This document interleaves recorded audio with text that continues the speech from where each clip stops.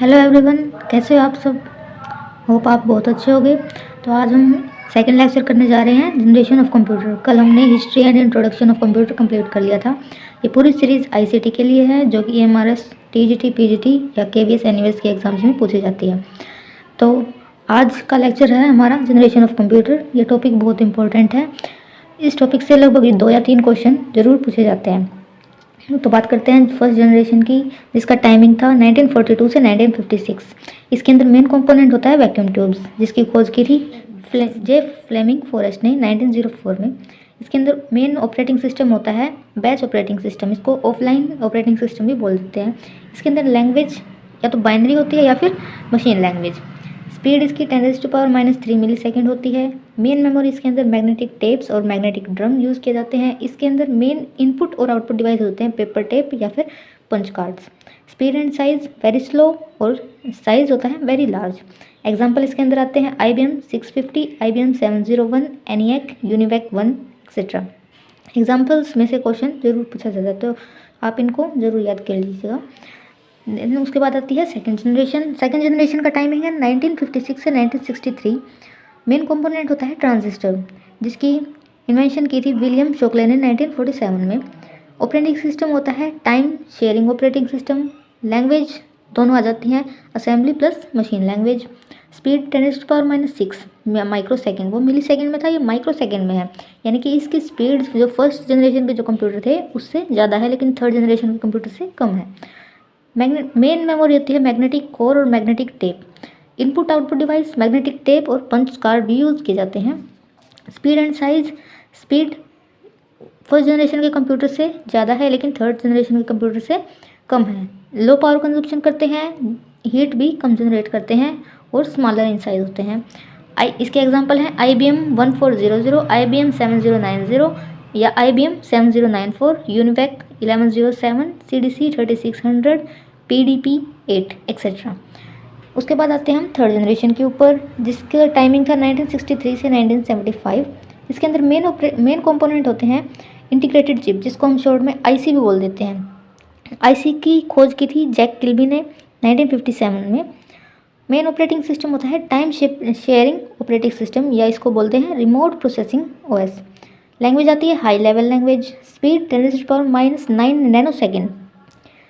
Main memory होती है large magnetic core, magnetic tape या फिर disk. Input and output device magnetic tape, monitor, keyboard, projector etcetera.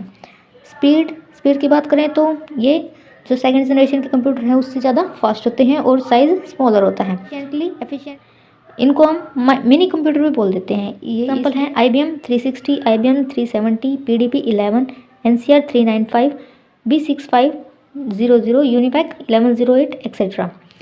इसके अंदर हम एक और चीज़ देख लेते हैं, जो स्मॉल स्केल इंटीग्रेशन है उसके अंदर 1 से 10 तक ट्रांजिस्टर यूज़ किए जाते हैं।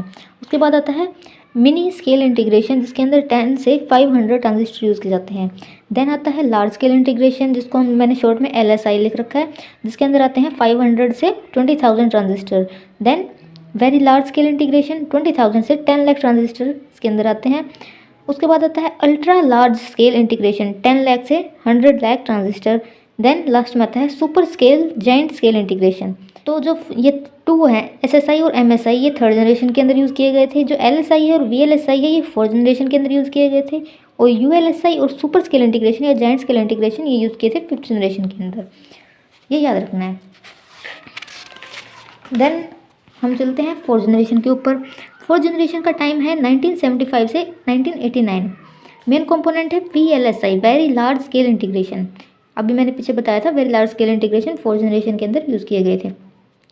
एंड माइक्रो प्रोसेसर 1971 में इंटेल कंपनी ने बनाया था। ऑपरेटिंग सिस्टम है मल्टीटास्किंग। लैंग्वेज इसके अंदर आती है क्यूरी लैंग्वेज या SQL, C++। स्पीड है 10⁻12 पिको सेकेंड। मेन मेमोरी होती है सेमीकंडक्टर मेमोरी, जैसे कि RAM या ROM, random access memory, read only memory. Input and output device होते हैं pointing device, optical scanning, keyboard, monitor, printer etcetera.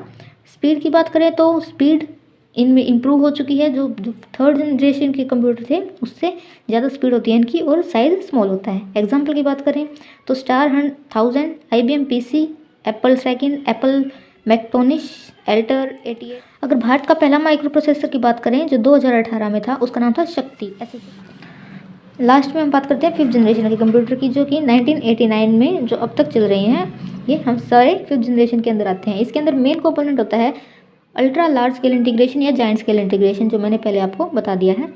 Father of AI कौन है? John McCarthy. इसके अंदर ऑपरेटिंग सिस्टम होता है नॉलेज बेस्ड ओएस, KIPS भी बोल देते हैं शॉर्ट फॉर्म में। लैंग्वेज इसके अंदर आती है अंडरस्टैंड नेचुरल ह्यूमन लैंग्वेज, जैसे कि हम आज के टाइम में जो ChatGPT यूज़ करते हैं वो हमारी जो लैंग्वेज है उसको समझ जाता है। तो ये 5th जनरेशन के अंदर आते हैं सारे, जैसे कि प्रोलॉग, रूबी, पाइथन, जावा, AI, ML, ये सारे इसके अंदर लैंग्वेज यूज़ होती हैं। साइज़ की बात करें तो साइज़ होता है बिल्कुल small, speed very high, easy two port होता है एक जगह से दूसरी जगह। जैसे हम स्मार्टफोन यूज़ कर रहे हैं वो हम इजी टू पोर्ट कर सकते हैं, अपने हाथ में लेके यूज़ कर सकते हैं। इनपुट आउटपुट डिवाइस की बात करें तो touch pad, touch screen, printer, keyboard, monitor, mouse etcetera. Example आ जाएंगे desktop, laptop, tablet, smartphone, robot, bio computer, Param super computer etcetera. Thank you guys, I hope आपको ये सीरीज़ अच्छी लग रही होगी। अगर कुछ भी इम्प्रूवमेंट करनी हो तो आप मुझे कमेंट करके बता सकते हैं। Thank you.